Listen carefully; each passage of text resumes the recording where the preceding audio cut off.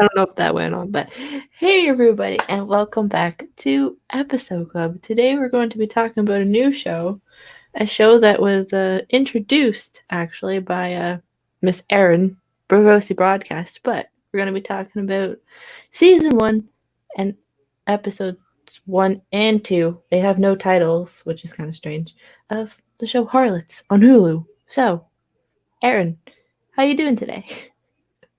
I'm doing great. I'm really happy to be here.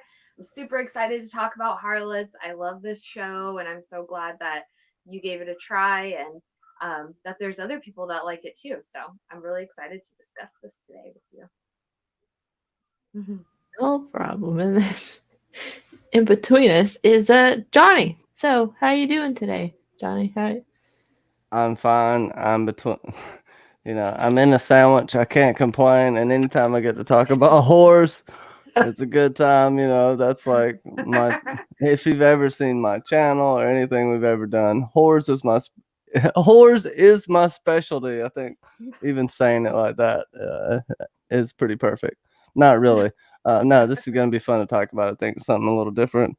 And then hopefully I can get ganged up on and beat down with some kind of homemade wooden instrument. I don't know. We'll figure out what's going on here. I think we're gonna have a lot of fun though. I'll dig myself a grave though. Dig away. But Erin, since you kind of introduced both of us to the show, how did you start, or how did you find the show? Like, how did you get introduced to it? Well, my best friend told me about it, and she was like, "You gotta watch." And she told me a bunch of times, and I was like, "Oh, I'll watch it," but you know how we are. We kind of watch a, one particular show, but like to discuss it a lot. So, um, but yeah, no, I started watching it, and I just ended up binging it. I loved it. I watched the whole series in like 2 weeks or something. Like, I mean, I guess that's not extreme binging, but no, it's a really great show. I like it a lot. It's got a great soundtrack and a lot of awesome costumes, and it's just a different vibe, and a lot of female empowerment, so I can dig it. So I yeah. hate the soundtrack, and I really do. I Other than hate the that, I think it's actually a really good show. It throws me off, but it's not horrible. It's not like the worst thing ever. But I can see how you can dig it if you got some kind of weird, funky brain. I'm just making fun of people right now. I'm sorry. funky brain. No, but we see how well condoms were used back in the day. I Mhm. mean, I guess they were effective. Do you tie a knot in the end of it? I wonder how that works. Let's see if we Yeah, can figure out how so they make condoms. with I the know it's like lamb intestine, and then you do got the ones that are lamb skin. But they then probably do also, tie it because that's what they do with their little garter things on their legs. Like, things weren't, and like, I mean, I pay attention to these kind of things with their costumes, but like the buttons on their pants and like their garters that they have to tie on, like, that shit would be so inconvenient. Could you imagine trying to just walk down the street living your life with tied on garter things? Yeah. That is annoying. No such thing as elastic in those days. Anyways, No, they side should be note. like, what the hell?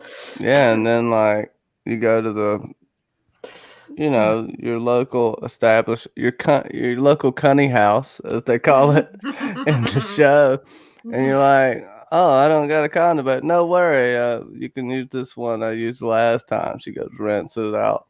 I mean, I hope, you know, yeah, hopefully it fits, you know what I mean? So we'll see, and It's then one size fits I'm all. telling you, we already see these problems Yeah, come to the Magnum. forefront in the first two episodes anyway, with well, fucking chicken pox, as Lauren would say. Chickenpox. but, but before we go down the rabbit hole, I want to talk about the people who are in the chat with us. So we have Julianne89, a fellow Cylon, Jill. Go check out BSG on Friday. We talk about the season 3 finale. We have Otila Angel, as well as some guy named House of the Conqueror. I don't know who he is, and he's trying to, I guess, impersonate Johnny because he has Johnny. Um, as well as Peter Griffin and some girl named Braavosi Broadcast. I don't know who she is, but somehow she's here, as well as Fake Aria. Fake Aria seems to pop up every once in a while. It's a special treat. It's I like told her to get lost. She's a poxy. That harlot's whore. always wearing a different face anyway. Can't trust her. Mhm. Cannot Never know trust what you're her. gonna get. I Mercy. wouldn't doubt if she was an expert in a long con, but that's another story. But here we go, Fake Aria. So you gotta watch out for her. She sometimes sneaks into the chats, and we also have Dark Mother and Mandolin 523, also known as Mandy, is in the chat. Hey, So, Mandy. and who knows, we may have some more people pop in before they're like, "What the heck is this?" Dude, I'm telling you what, and this Mandy, go show get the other girls. does it classy. Don't gotta see a lot of dicks on this show. Just the right amount of dicks. You know what I mean? And there is a right amount, I guess, which is none. I mean, I'm yeah, just which is kidding. none. Because, like, I'm pretty sure they don't. I don't even want to show see dicks. my own. You know what I mean? So. Corkscrews or something. But no, they are pretty tasteful with the nudity, because I mean they do show some boobs, but really it's not anything extreme. It's pretty much in it's passing. pretty tame in terms of like the nudity. It's like when you compare it to like other adult TV shows, it's pretty normal. Franco's giving his 2 cents. But yeah, Franco loves it. Hashtag just the right amount of dicks. That's right. Yeah, the show's it's an interesting one, so I'll quickly read in case no one knows about this show. It is inspired by the stories of real women, and it follows Margaret Wells and her daughters as she struggles to reconcile her roles as mother and brothel owner. And then it says, when her business comes under attack by Lydia Quidley, a rival madam with a ruthless streak, Margaret fights back, and even it puts her family at risk. And then it's like, who plays Charlotte, Margaret's eldest daughter, and the city's most coveted courtesan, begins to grapple with her position in both society and her immediate family. So that's the description of the first episode. So, well, can I say something really quick? Can we just get Miss Quigley out of the way, because we need to talk about her being a strong-handed pimp and literally kidnapping hoes and just locking them. in a tower. Okay, y'all go ahead. Look, I got some things to say, but this lady right here Hold on, we need to say hi to Casey. is Casey, an don't look. OG. You're showing your Casey. beautiful face. Casey of House Lorebridge is in the chat. Yeah. Hello, All right. Casey of House Lorebridge. What's good? Blackheart. Blackheart. Calling you Okay. out. You just think about can't that lurk stuff. if we call you out. All right. That's the Yeah. rules. Why are you lurking, by the way, anyways? Is it bad? Are you in trouble? To She's listen having to her us. moon dark fast. I guess it's She's the a wrong. princess of Avalon. I guess it's the wrong time to talk about what we're talking about. That's why she's lurking. All right, sorry. But yeah, so we meet, in this case, the rival, as it says, the rival house. And you got Lydia, and her kind of style, I guess you could say, is Parisian inspired, because you got them all dressed in fancy dresses and talking in French. And pretty much, oui. And you have her son, who's a weirdo, but you gotta have those every once in a while. And we get introduced to them through obviously the Wells storyline, Maggie Wells and that storyline, but you also find out that they also read the book, which is important. And they talk about what's being done and what's going on, and the sport that's going on in Covent Garden. So, Lydia, what did you think about Lydia, Erin? Well, she's definitely a character that you love to hate. You meet her and you're just like, okay, what's this lady's deal? She's very strict with her household. All of her girls are, like top of the line. She's like the top bod in London, pretty much in their area, because she's not in Covent Garden. She's in Golden Square, which is like that's where that's like the classy area. Lydia, she services like the judges and like the highborn men and that kind of thing. So all of her girls are like top notch. They speak French. They're educated. And her house is very fancy. And whereas like Margaret's house is a little more rambunctious, the girls are a little more laid back. It's not like, a dirty, crummy house or anything, but it's just a little more like fun and fancy free kind of thing. You may or may not be able to get crabs, from the house. No, you but, wouldn't.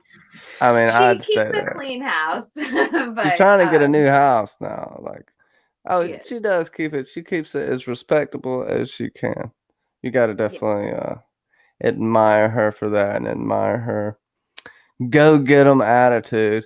And plus, you kind of find out later that the same thing basically happened to her that this, for lack of a better term, this crazy bitch does when she kidnaps these girls, man. It's basically, it's a sex trafficking business is what she does. Really. It's pretty ruthless. It's because this show almost to me is like a drama, dark comedy.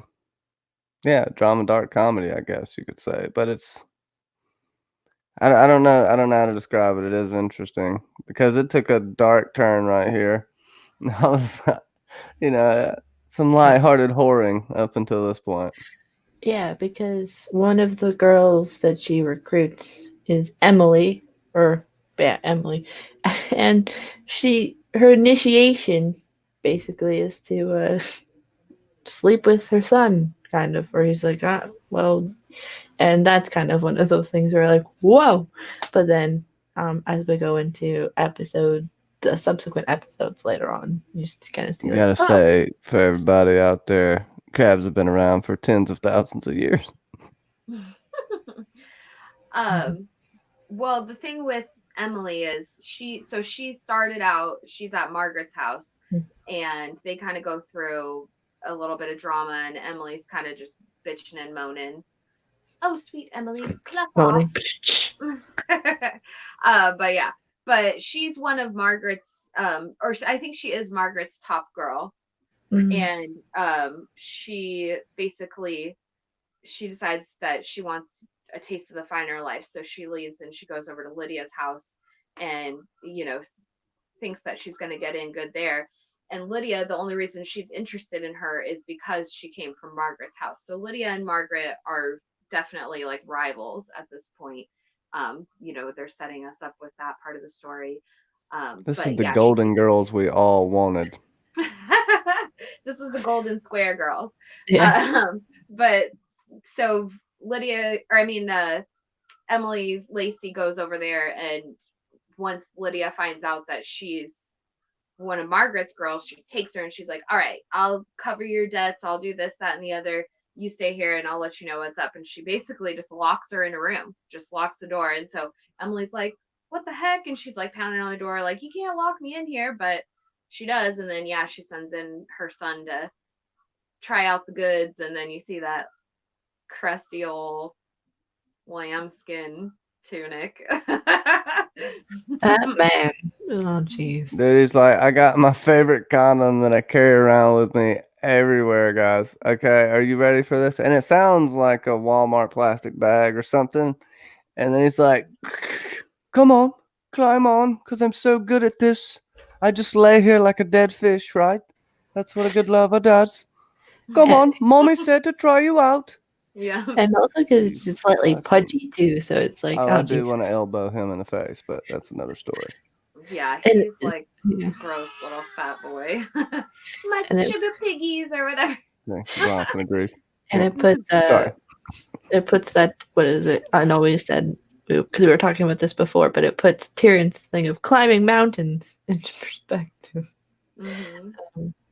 But this whole Lydia and the rival brothel house and how they're all like almost like it's aristocratic in the way that perspective of like how they're all fancily dressed, their makeup is a certain way, their hair is done a certain way, and like it's it's cool because it's the dynamic and how obviously Emily wants to switch, and because she feels like she might be paid more, she may have a better clientele and all of this, and it makes you think. It's like, like how will this move forward down the line? Like in terms of the later episodes, like how is this going to work?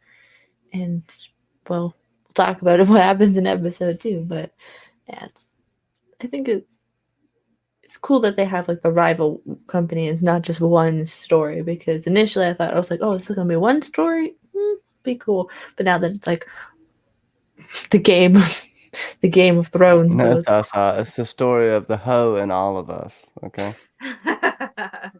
Yeah. Find your inner harlot.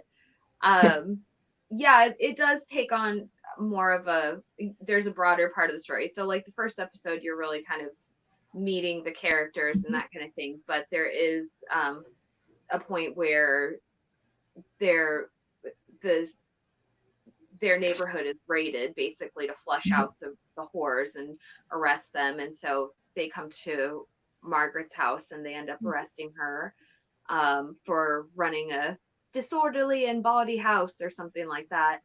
And so she goes into court and kind of deals with that and gets fined, which is like a nice alternative to probably getting thrown in jail, which is what they would do nowadays. But hey, It was 100.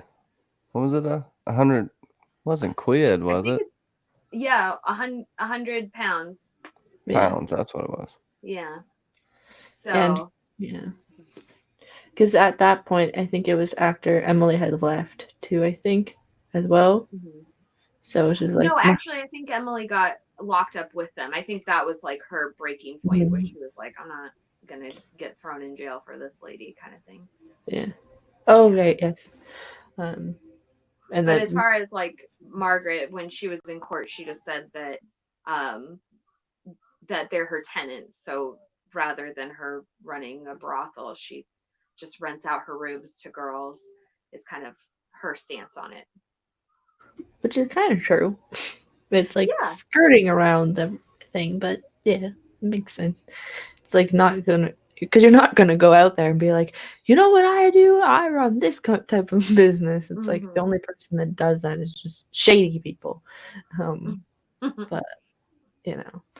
Well, and that's kind of the thing. It's like they even say from the very beginning of the show, there's those little cut-ins or whatever, and it's like it says, I think 1 in 5 women works in the sex trade at this point in time. It takes place in, I think, 1768, I think it is. It says at the very first episode in the beginning. Yeah. So it's very common for 1763. That's actually the only thing I wrote down. That and pineapple and wouldn't wish marriage on a dog. These are excellent notes, Johnny. Yes. I am diligent. But yeah, so it's very, it's common, but it's sort of an unspoken thing. But like, I mean, there's these brothels, and of course, there's upper class men coming to them. It's a very common thing. And then the other dynamic of it is that some of these women, some of the harlots can be kept women by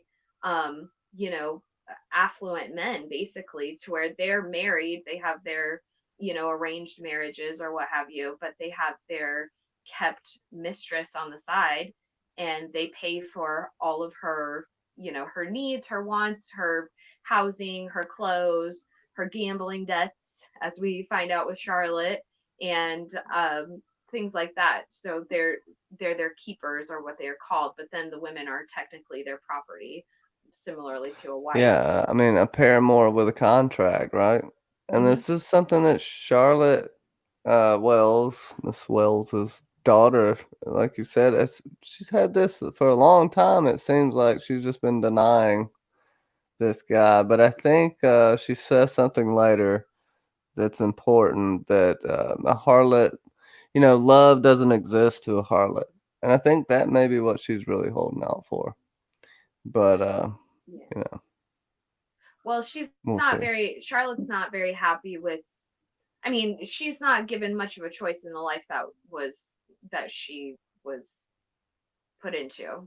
This was how her mother lived, and it's just where she grew up. It's just sort of a common thing for this time period and where they're at. So I mean, she's thankfully, Mrs. Wells, yes, she set her daughters up to be harlots in life, but she also did sort of the best that she could with that in, you know, selling them off at really high prices for like their virginity, arranging them to be with highborn men. So like Charlotte right now, her whole thing is she's um she's sort of toying with this guy who is a lord basically, and he really wants her to sign his Lord contract. Farquaad. Yeah, he's like he's a weirdo, but but George. yeah, George Howard. Fallon? Is his last name Not Fallon? Fallon. Fallon's in a few more George episodes. Howard. Sir George Howard. Oh, okay. Yeah. Oh, that fucking guy's a sir. Doesn't Yeah. take much to be a knight anymore. It's just... I don't even think, I think he's like born into it. And then he also has a really rich wife is the other thing. Mm-hmm. So, yeah, his wife actually has more money than he does. And he pretends like she's like this ice cold bitch, but really, well, we'll meet her later and you can formulate your own opinions, but I kind of like her. But, she is kind of but yeah, she's Julianne. Oh, sorry. Go Where do you ahead. keep me? Oh, I was gonna say Julianne. So there's even some got a couple of got actors in it. If people didn't know what Game of Thrones was, they would think something was wrong with you, Julianne. But I will say, I did gotta say this. We got Mary Cooper, who is definitely got. So she was the captain's daughter who took Theon to the Iron Islands, and this is how Mary Cooper got the French pox and died. Like, she got it from Theon. You know what I mean? Wanted to be a salt wife. Something's wrong with all of us, Julia. Also, everybody's talking about sugar piggies, goats are all the rage, stripper post approval. I'm just reading my comments now. But yeah, they have a couple of God characters on this. The ones that got either shipped off early or got killed off are on this show. Because Pip went from the walls of Castle Black to the streets with a bunch of ladies on it. So, he's a Molly Oh, boy. yeah. And Pip goes to dynamite. Pip the pimp. There you go. No, Pip's a pretty cool character actually on this show. He's a smooth Pip. Yeah. Oh, Let the puns roll now. They're gonna come. Oh goodness. Pip stealing some cheese for real. For real. Like, gets hungry later, poor little guy. Stealing cheese, Can everybody tell we're just having fun? What's some of y'all's favorite moments from the first 2 episodes of Harlots, if you've seen it already? And Danny, I gotta say, even though it's technically a chick show, I think it's pretty good. I'm actually enjoying it. It's intriguing. Whatever. I may be a weirdo. Matter of fact, everybody knows I'm a weirdo, but we'll get it out. I'm sorry, my eyes are almost closed. I had some extracurricular activities and may have, may be happy at this point in time. There may have been trees involved. Anyways. Some grass. Anyway. Julianne, don't worry. This is what we're here for. We're here to catch you up and prepare you for, I don't know, even though season 3 has already been out, but we'll get there. No. He's The an first, adorable Molly girl. the So the one of the funny moments of this is where the pineapple, you're the great pineapple of Britain, or you're a pineapple of Great Britain, or whatever. first, I'm gonna let you go back. I gotta open up with this. Go Not ahead. gonna lie, Harlots. We're in a brothel. I thought he was gonna ask her to put that up his ass. Sorry, like that was my first thought. Okay, so I just gotta throw that out there. The show made me happy by not doing that. But he was like, and this pineapple was of size that, if he has been practicing, he could possibly pull off this feat. So I was like, this is a little weird. It was very funny. This is where this dark comedy comes in. Oh, see, I'm not the only one. Okay. Julianne thought the same thing. We are both fucked in the head, but me and Julianne get it. We get it. We get it. You guys have been watching too much of All right, y'all go ahead and talk. That's all I got to say But about the pineapple. It was cute. yeah, the pineapple, like that must have been an expensive pineapple because this is Great Britain in the 1700s, so pineapples aren't necessarily come like they don't come as often in as I know I knew Would you it. say it's like a coconut, and Yeah. that would swallows have to carry this Yes. pineapple, or maybe two swallows with a string connected? Is it African swallow or Northern what's the European swallow? airspeed velocity of a tiny pineapple? Exactly. These are questions we must needs know. Yeah, where do they get the pineapples from? That's the question. Um, but yeah, we get that whole conversation, if you want to call it that. Um, and he wants her to sign the papers, but that doesn't happen because little sister shows up, I believe, um, and she wants to be like sort of rescued because this is where we get the interconnection of the financial aspect of being fined for her tenants, so to speak. Um, yeah, George is an interesting character. I'm surprised. I'm not surprised that a character like that is on this show. It's just I wonder like what, because we know how certain actors have gotten certain roles. Like I wonder what his specific scene was like. Aha, we must have you as this role. I wonder if it comes out like later, like what his special scene was that made him get a certain role. But Yeah, he's an interesting character. He's a good contrast because we need sort of like, especially after the scene where there is a scene where he sort of dresses up in drag a little bit, and that's kind of really the only taste of that we get from him, but I think it's just painting the picture of what kind of a weird person he is. Um yeah, Hence yeah. the pineapple. I think he was disappointed when she didn't suggest it, because he's the kind of bitch that won't suggest the awful things he wants you to do to him. But if you say anything, he'll go with it. I don't know. I'm just being weird right now because I can. yeah, especially in the second episode, how he kind of is just like walking around in his own house. It's a little bit. Yeah, yeah. He's but So yeah, his Lucy. Oh, go ahead.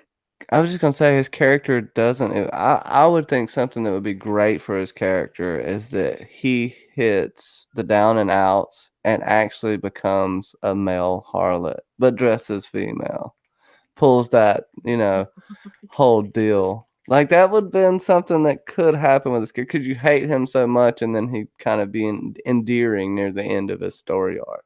But I'm disappointed they didn't go that way. Or maybe I'm not. At the end of I didn't want episode to see two. that sex scene. He's gross though, man. Yeah, Yeah. he kind of like reminds me of, I don't know. I feel like we've all sort of met a guy. I mean, tell me in the chat, but I feel like we've all sort of met a guy that's kind of like that, and you're just like, no, go away. You're gross. Get away from me. Yeah, like I mean, if that's one of her better options, I mean, go for it. But also at the same time, it's just like, I know we all know someone.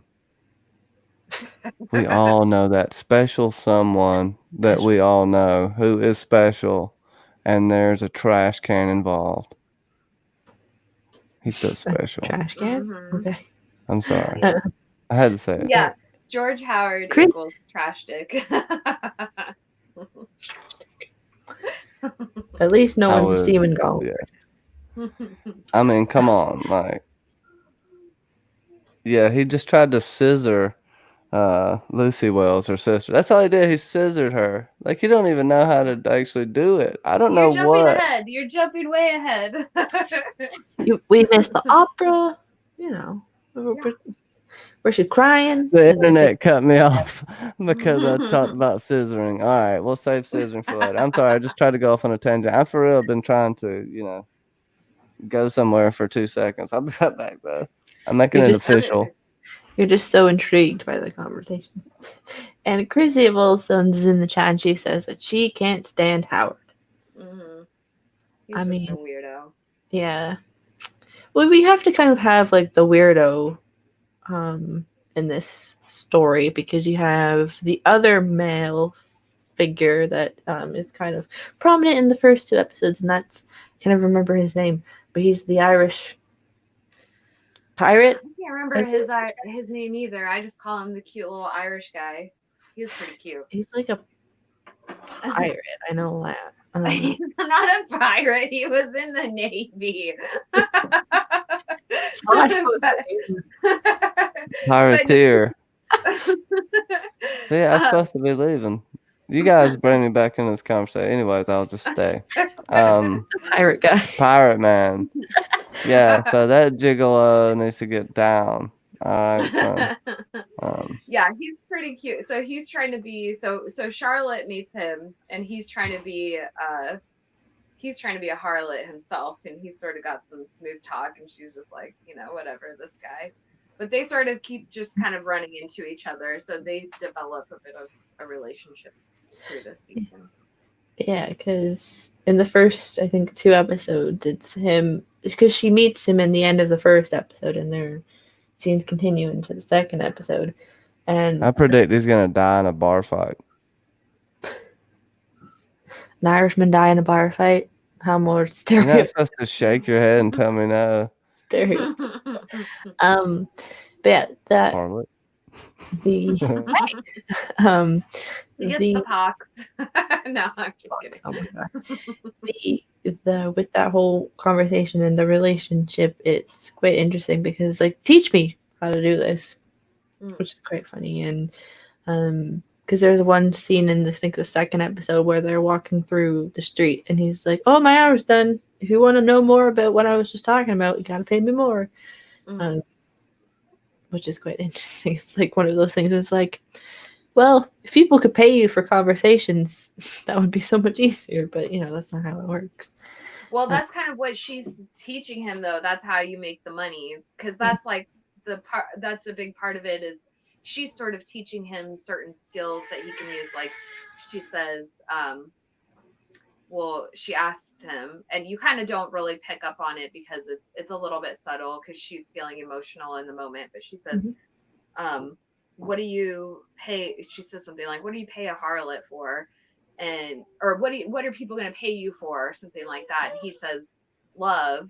And she says, people don't pay harlots for love. Harlots don't fall in love, or something like that. And then she gives him some money and she walks away and he's like, what's this for? And she's like, your company. And he's trying to establish that's what it's about, because the company, they'll pay for your company to get to the booty. So get that money. Because he's a pirate, Yeah. She said that that word doesn't exist to a harlot. Yeah. But the thing is, what I gathered from it is that it's about making them think you're actually interested in them, not being a dead fish, and making them think that you care. It's about faking that love, but never falling in love, because that could be a detriment to your whole livelihood. These girls gotta have it rough. I mean, everybody has it rough here, unless you're born with money or you're somehow come up in the world. Other than that, it's a tough time, and this is a big opportunity for young ladies trying to come up in the world. And this is a real scenario. You can try to get woke about it and say, being prostituting's bad, okay, but whatever. This is the only way they could do this. If you're down with Game of Thrones and paramours and just it's sex, guys. We're all adults. People Mhm. have sex, and not all people that get together have a good sexual relationship. Sometimes things happen health wise. I mean, there's all kinds of scenarios where uh, this could be considered, just legitimate, and people have needs, and we all know what happens when people hold out and don't get sex. They're called incels, guys. You know what I mean? Like, we all know what happens. Okay, so if there were more brothels, I guarantee you there'd be less atrocities. That's a good point. Yeah. And like Christy just said, sex always sells. Yeah. So And this coming from the words of Theon. Words of Theon himself. the words of Theon Greyjoy, who did in the beginning really like the It prostitutes. really sucked when that lambskin condom got all salty. That's how she got the pox. Oh my god, your lip quivered so hard like it was the grossest thing you'd ever heard. It's fucking gross. I'm sorry, that was awful. Yeah. I'm Well, so bad. and this kind of leads us into kind of Perfect segue. the big issue of this, which is the moving, and because of losing Emily, they are struggling to pay for I think it's the first part of the rent or something. So this brings up the issue of, well, I have a daughter who's, I don't think they specify her age, I think, in this. I think she's 15. No. And, well, they're like, well, the only way I made money, I need money. So they bring up the Wasn't proposition. What? I just went thought I think Charlotte was 12. Wasn't she 12? Charlotte was 12, but Okay. she kept Lucy till she was 15. And the idea to sell her virginity for money, which is, one of those big things, even still within when it's still legal, it's pays a lot of money. Um, so she has, when a couple of clientele come in, there's one particular person who asks, like, I'll pay whatever you want, just give me the opportunity. And she said no. And then there's the idea of that there'll be silent bids, and they'll happen at the opera, so that will go to the opera. But what did you think about this whole thing about having, and as well, she talks about her own experience with her own mother and having the same sort of thing happen to her. Instead of for money, it was a pair of shoes. Yeah. What do you think? Well, it's interesting. I mean, you can tell, like, Lucy is really, she's sweet, she's innocent, she's like very pure looking, she's like blonde and just like this sweet girl. And she plays the piano really well. And even though she's raised in this, um, you know, interesting environment with her mother and her family, um, they're all really close. Her mom cares about her a lot. And so what her plan was that she was going to, yeah, uh, she was going to sell her once they moved into their new house. Because so what they've been doing is saving up to move into a new house, um, that's in a better neighborhood, so they'll get better clientele. So that was going to be kind of the once they got to the new house, that was going to be kind of their grand opening or whatever. So she was planning to take sealed bids, but yeah, with the whole thing, when they got arrested and had to go to court, they got fined £100, and then Emily Lacey also left. So it was kind of a double double whammy of losing money. And their final payment on their house was due the same day she got the fine from the court. So it really put them in a tough spot. And then she also finds out that Charlotte hasn't signed her contract to George Howard, so she can't really like rely on him for money. And so Margaret's kind of like, she's just stuck in a tough spot. And the girls are like, just Lucy's like, just sell my virginity. Let's just do this. Let's get it done.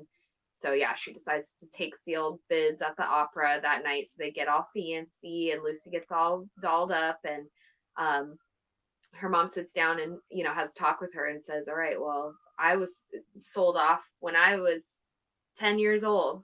My mom sold me. She was a drunk, and she sold me for a pair of shoes to a bod and she says, what was her name? She makes sure her daughters know that lady's name. She said, what was her name? She said, Mrs. Quigley. So they know Mrs. Quigley equals bad juju. They don't go near her. That's enemy number one. So but yeah, so they go to the opera that night, and it's very, I love the lesson that Kind of Charlotte gives beautiful, her. right? Like that. If you had to choose, like, this is the best. Besides the dude, this is the best possible way. Like, think about this. They're holding an opera. These people are bidding for you, for your effect. Like, as a teenager, male or female, that age, it's got to be like this really conflicted feeling. You're terrified, for one, because it's a new experience. You're terrified of every single new experience. Okay, besides of what bad things can happen, I guess it could be okay. Whatever. I can't speak to that. I can say, as a dude, even me in that situation, you would feel like this ego stroke. I think we kind of see this a little bit from her in episode 2, that she kind of does get some confidence from this. But all of these people vying for just you. It's only you, no one else. Like, out of all the harlots, out of all the courtesans, of all the ladies, right? It's just you, focused on you. I think and it wasn't like a bidding auction, or it was just this really nice setting.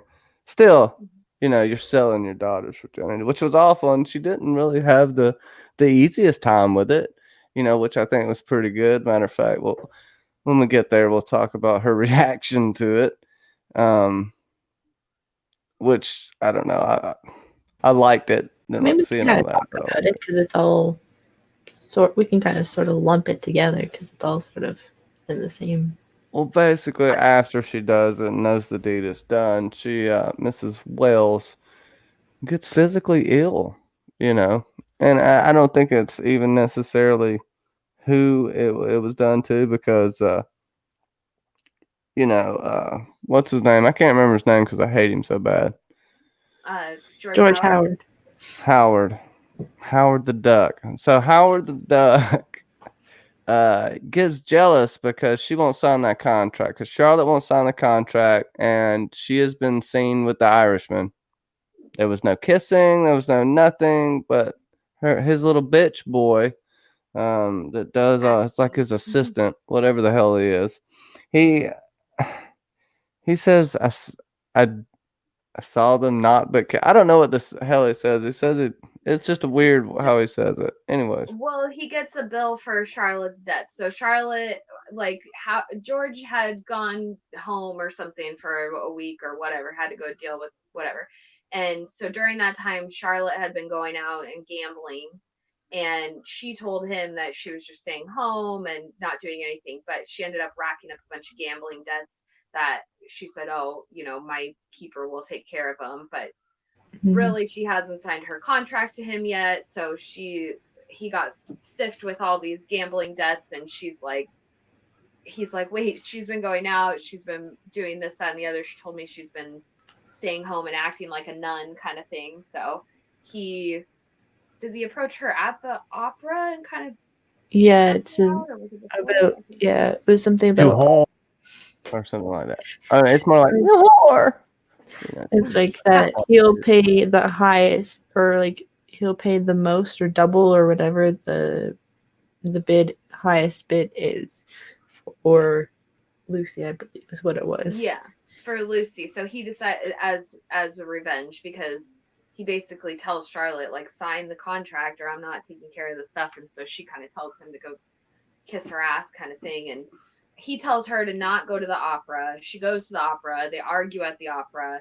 Then George decides to put in his bid on Lucy. So he just says, yeah, that he'll pay double whatever the highest bid is for Lucy. So Oh. that goes poorly for her. Yeah. And it's like one of those situations where you're like, my sister's like partner, boyfriend, like whatever unofficial official title wants to then it's like be with me too. So it's like it's a bit awkward. Well, I mean, she definitely doesn't love him, in my opinion. But it also is, in effect, one thing you're gonna. It doesn't matter. You're gonna feel jealous either way. If you're kind of with someone, whether you really like them or not, if they got to choose someone else, especially your younger sister that's been treated more fairly than you, people in the chat are talking about this, that's been treated differently than you have. Also, he's choosing her, and she knows that this is her virginity. She knows what he is. It's got to enrage her, make her jealous and sad all at the same time. And he's doing this knee jerk like an asshole, but he seemingly has been an asshole this whole time. I don't,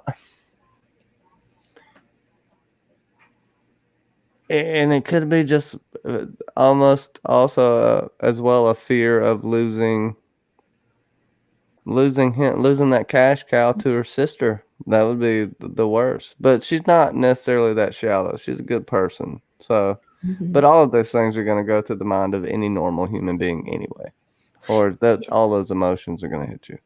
Especially too because her little sister was able to keep her virginity for much longer than she did, which can also kind of create some sort of jealousy as well, and as well as the discrepancy with that as well, like how she was paid for compared to her sister, and so on and so forth. It creates that jealousy aspect again, and well, there's the fact of the disgruntlement in the theater. Then we also see that Lydia is there as well with some of her girls, and it creates a kerfuffle. And then it brings you to basically that scene where they have the two of them together, and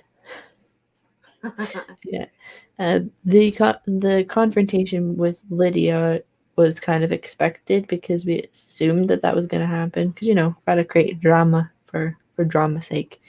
Well, no, this is your big bad. This is your antagonist for the entire season at least. We'll see how long the old bag lives. but this is She you lives. kind of realize how vicious it is right here, and we already know that. Yeah, you had the cops called on them. People do that, but then we see that this has been simmering for a long ass time, and we've heard about the Miss Quigley before.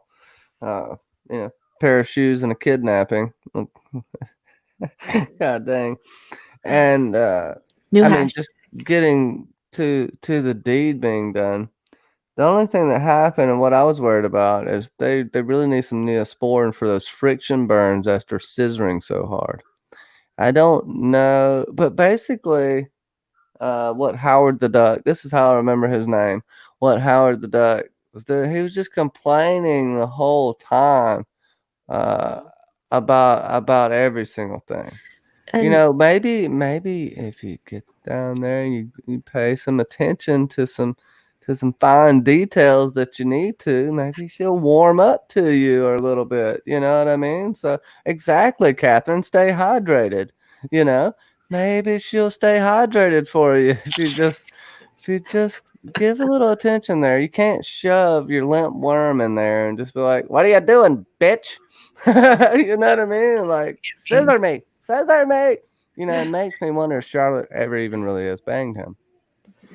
Yeah. Just did like Cersei and put it between her legs. Yeah, like Howard, I don't know. Like also too when you're being like yelled at them while you're supposed to be doing what you're doing would also make you clam up and then like the other person clam up at the Boom, same. boom, clam. But yeah, it's like one of those situations where you're just like, no. Especially because he kept talking about like the sister and stuff, and it's like you would think that he's like that it would maybe make it better, but it actually made it worse. Um, and they make a deal because he can't go through with this. That she says that he was the best or whatever, and that he also he says basically the same thing or whatever. Danny McKay feverishly taking notes. Love it. Um, but yeah, it's like one of those types of dynamics, and I mean, it sets her free because yes, she technically hymen wasn't broken, but it gives her that freedom of like she was actually taken advantage of. Okay. But if she's And ever rode a horse too. Oh, go ahead. well, she has, and that's the fun part because she is kind of a horse girl, and that comes into play. But but the other clever thing that her mom did do in that situation was she actually accepted 2 of the sealed bids for Lucy's virginity. So she took whatever from George Howard, but she also took one from another guy. So Yes. that'll be the next episode. We'll see how that goes. On the for next her. episode. Boom. On the next This is episode. on episode Yeah. 3. Yeah. But yeah, it's I don't know. It's interesting for her. The whole thing with George Howard, he wasn't very nice to her. She had a really bad experience, and it sets her up though for how I mean, Mm-hmm. Lucy really she's a young woman, and unfortunately these are like her first sexual experiences. She's not having these with somebody that she cares about and is close to. She's going through a harsh learning lesson, and it does shape her for later in the series. She hardens up pretty quickly. So I haven't met many people that have had a good first sexual experience anyway. If you really like, because that doesn't mean did you lose your virginity, like your first sexual experience. They are usually well, never Johnny, good. You know what I mean? Like, how many stories do you have? Like, oh, the first time I ever did anything, it was not weird at all. You know what I mean? But if you really think about it, but it's always some kind of it's not awkward usually moment. But you like would think someone with some experience would be able to ease you into it more and actually have a, not I be don't like think it's calling you a bitch and stuff like Yeah. that, and like grabbing you by the yeah. hair and being like, "Wow," like You gotta awful. ease her into the BD. Yeah. I mean, anyways. But yeah, it's like either you have someone who has more experience or you have somebody who has no experience and then you just experience together. I don't know. Well, that guy with the big jowls is gonna definitely get his due.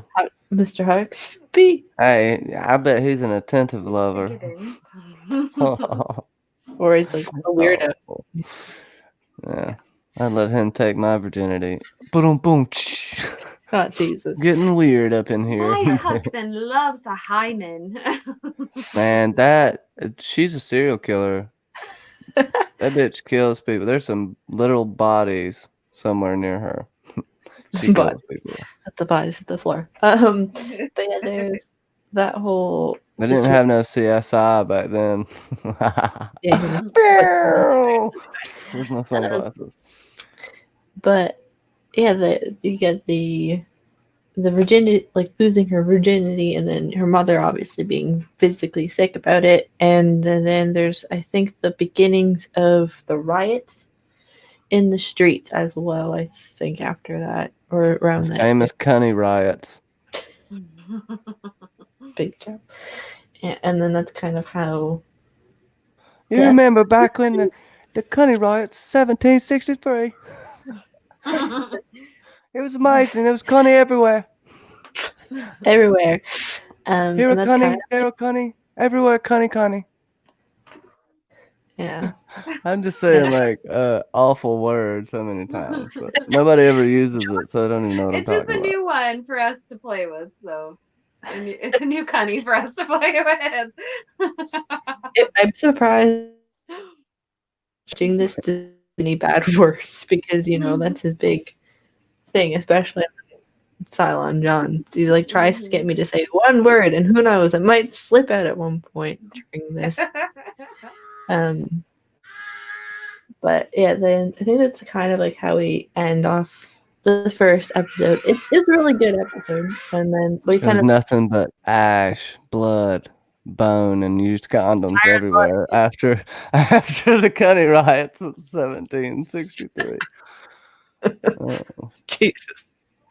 I'm gonna let y'all finish off this episode. I gotta go check my Cunny.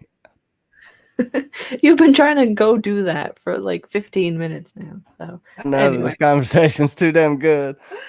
Oh God. But everybody in the chat, what was your kind of favorite moment from the first episode? And Erin, what was your favorite moment from the first episode? I liked well, there was a scene between Nancy and Margaret where they're talking about, so this is something that we didn't really talk about. So Margaret's trying to figure out who signed the warrant against her, or who like reported on her, because that's basically what they said in the court situation, was somebody had reported that they had paid her for a harlot for what, services from her girls. And so she wanted to find out who had signed it. And so she asked, her and Nancy kind of are sitting together and conspiring or whatever, figuring it out. And they're just drinking gin together and they're best friends. So I just think it's like so sweet and funny that they just, they're just buddies. And I love those two together. And they just like, they laugh and are just regular ladies. So it's like, rather than having, some coffee talk, they're having some gin talk. There you go. Yeah, they're ginning it up because 1763, and then yeah.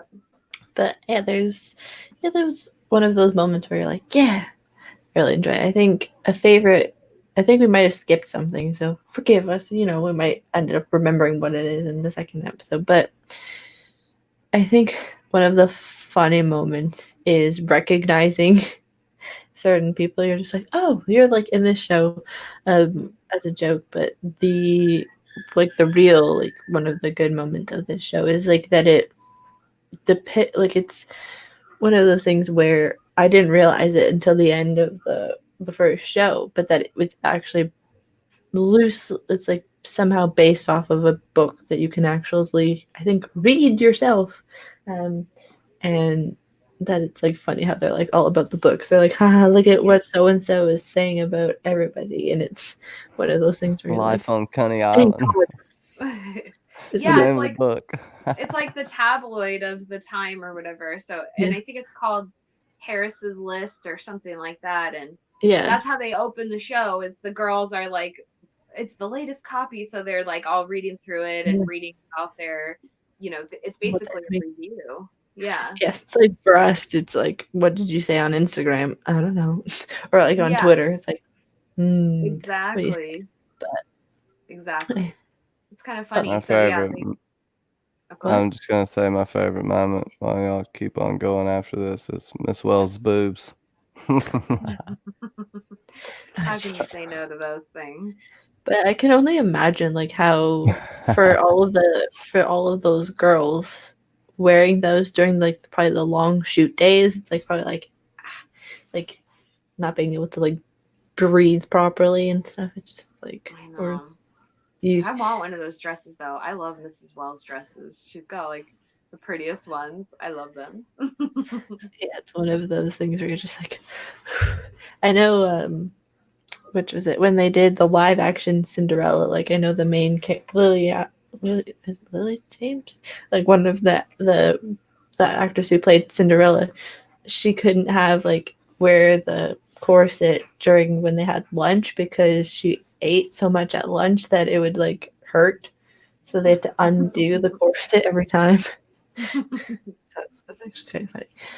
That would be my What problem. an too. fact, those dresses came with built-in catheters back then because, well, you can. I know. I think Remember about the metal that. cages that went under there too? Oh my Yeah, god. they have so much. They're wearing like the pants thing, like petticoat pants or whatever, and then like another like little tank top, and then like their corsets and their cages, and then their under dress, and then their top dress. I mean, for fuck's sakes, and no AC. Like, can you Yeah. imagine? Yeah, this is why it's like I've always said this. It's like in history, I just wish that I could just be a man. It's like being a woman, no, because you would Mhm. die so much easier. Well, I would But tell you you know, this though. In this situation, if you're a poor man, poor good-looking man, or a poor good-looking woman, you might want to be the woman in this instance because you do have more opportunity to make money and move up. Even though it man, may not be by means you want to. And that is something that actually Miss Wells makes a point of telling her daughters this over and over. And they're like, yeah, we know this story all the time. You always use it. Well, there's a reason she does. And this is like a check-off gun of sorts that's going to come back around for the girls. because this show would be completely different, or wouldn't, aka wouldn't exist if she had a bunch of boys. And she even says that at one point. She's like, every time I kept asking for boys, but Nope. she's got the young son. So that's another character that we didn't point out. But So men have opportunity at an honest job, though. Check A off better shoes. opportunity at an honest job, but it may not, that's not as much room for advancement. well, that's the cycle of oppression, right? Like women, the only okay, so the only power, like what Mrs. Wells says, so money is a woman's only power in the world. Well, what's like the most basic way that what's the oldest job in the world, and the most basic way a woman can make money is with sex, and to limit a woman's ability to do that just limits a woman's ability to have power in general. So that's why, sexual oppression was so useful to men in those times, because women can control men with their And their smile womanly. and a smile. Yeah. But I mean, Julianne, yeah, that's why they try to suppress or oppress women and their sexuality, because it's their only way that they really have control over a man.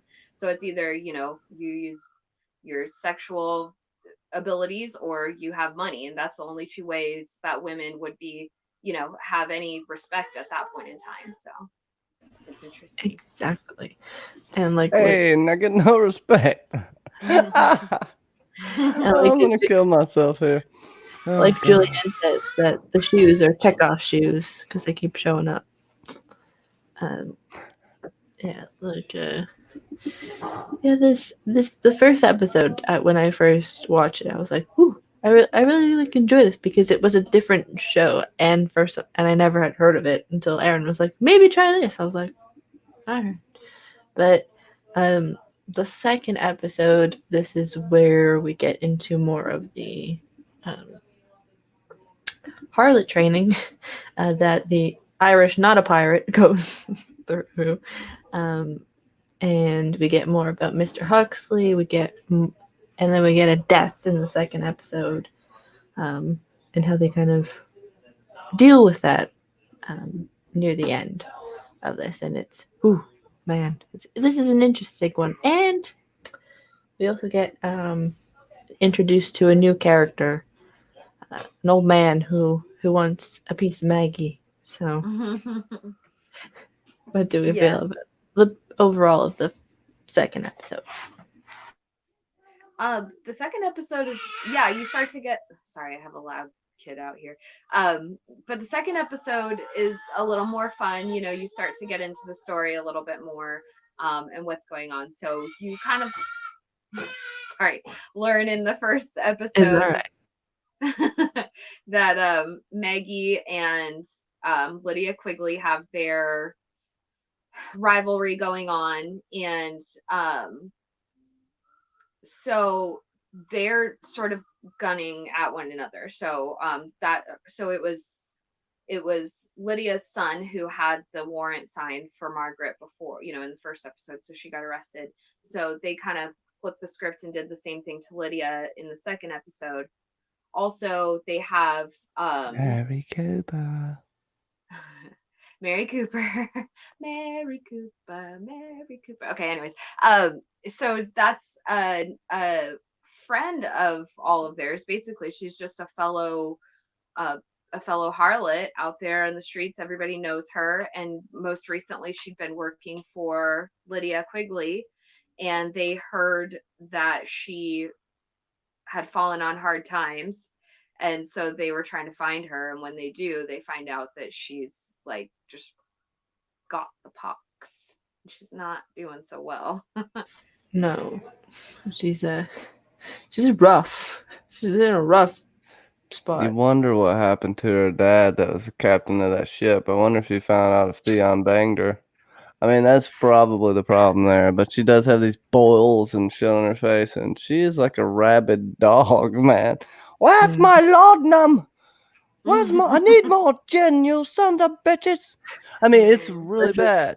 And you don't really. I mean, you kind of get what's. It's cool because Miss Wells puts out this. In the letter that y'all were talking about, the tabloid. She puts this out about Mary Cooper getting the pox, and that's kind of the theme of this entire episode, along with the strange short, broad, and handsome man. Dark, broad, and handsome man. There we go. But not a pirate. I lost myself. No, but I lost myself. Y'all pick up. Whatever.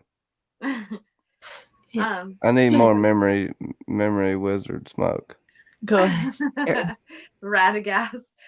So they take Mary Cooper into Maggie's house to kind of help her out and like clean her up or whatever, try and see it through. I mean, I guess I don't really know much about the French pox, but I guess you say it. Just say wash her cunny and.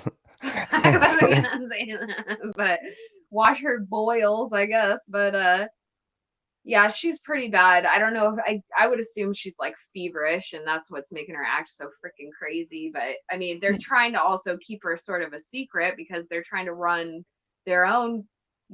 This is a decent cunny house. They don't want to have some lady with pox running around screaming and acting crazy. So, yeah, that's kind of the problem they encounter. They're trying to keep that under wraps, but at the same time use it against Lydia for, basically letting her girls get sick. She kidnaps girls, she lets them get sick with the pox, and then when they're like sick and dying, she just kicks them out onto the street. It was sort of how they were painting that picture. So yeah, and you also see that because around the same time for it as well is when Charlotte comes with Mr. Huxby, and he yes, Julianne. I want to confirm, Julianne. Yes, the French pox was an early name for syphilis, and that shit deadly. Al Capone. How his last days he spent on the edge of his diving board in a swimming pool fishing. That's how crazy he was at the end. I mean, but I can't remember. He might have had gonorrhea. I can't remember. I don't know what. Anyway, interesting facts from Johnny B. Crazy.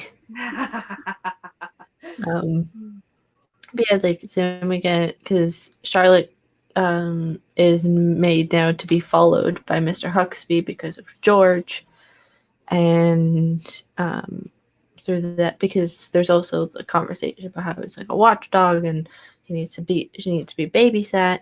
We'll get to their scene after. where they talk about Lucy.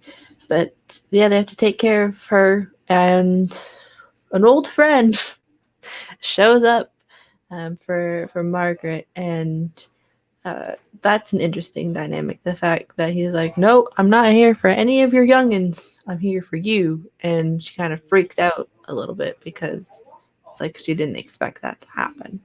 Well, I think he Because came in. So the man was somebody that Margaret knew from a long time ago, and it was, she was a harlot then, obviously, when she was young and when she knew him, but this guy, I think he really doted upon her quite a bit, and then he had to leave. I don't know what, for like business stuff or war or whatever. He left, we go to and America. yeah, and so I think what happens is Margaret's out doing whatever. She comes home, and Mr. North, who is her man, but also like her um, door guy, also he like protects the girls in the house. Um, he tells her that this guy came by looking for her, so she goes over to see him, and he's got money, so she's hoping that maybe that can be worked out to her advantage because she's still wanting to move to the new house. So she goes, she meets him, she realizes that he's actually, yeah, he has been in America, and he actually got himself a wife there who actually is a former slave. um Mm-hmm. and she's she's an educated black woman, which there's not a lot of those in that time. So it's kind of an interesting dynamic they have, because Margaret shows up over there and she thinks she's just the his house girl or whatever, and she's like, no, I'm actually his wife. Yeah, So a servant yeah, or a maiden, yeah. like housemaid. But but the interesting thing again with their dynamic is the husband, I think his name is Nathaniel. He, right in front of his wife, says that he wants to see Margaret. He wants to be with her. He misses her. He wants Yeah, to, you're the best boobs I ever had. That's his exact words. once Yeah, a it's man William. loves those titties. Yeah. I mean, Yeah. and some people have better ones than others, so can't be angry at them for it because they all come in shapes and sizes. But mostly, All boobs are And good this has boobs, been but some Titty boobs Watch are better 2019. boobs. what did you say, Joey? This has been Titty Watch 2019. It's almost coming to an end, but we still got a couple weeks. Be on the I keep lookout for telling- Titty Watch 2020 coming soon. That's right. I keep telling Mackenzie she needs to do the front side derriere debate. The best boobs in Westeros, maybe for the finale. We We'll have the best areolas, best nips, best. I don't know. We can get all kinds of. We can have a. We can have a flat. We can have a flapjack bracket. We can have a torpedo bracket. We can have, oh man, we have to get back to derriere debates maybe sometime soon. Because it's been about a month since we've done one, so we have to get back to it. We'll try to get it going. I know Danny McKay's been looking forward to hairy ass debates.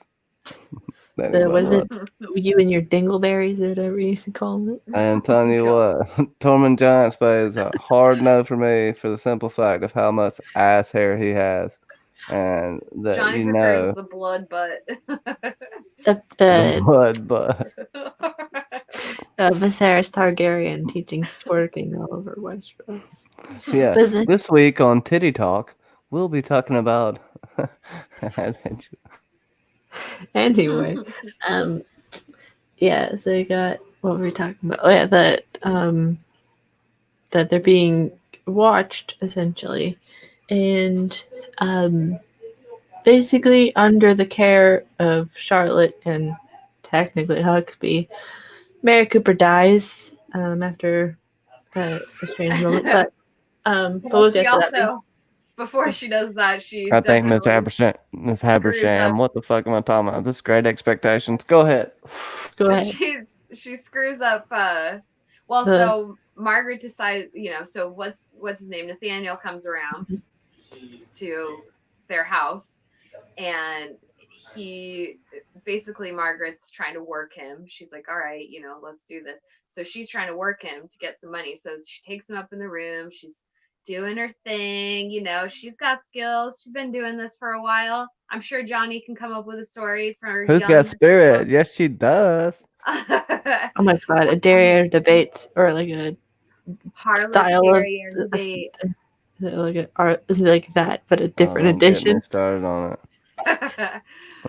Johnny's starting to plan Miss his. Connie, coming to you from. Hold on, man. I can't even think of something to say. But get me a Miss script Connie. going, and we'll Miss get some Connie. intros for these Where's ladies, Connie? and ding, ding, ding, ding. Oh, Connie. Anyways.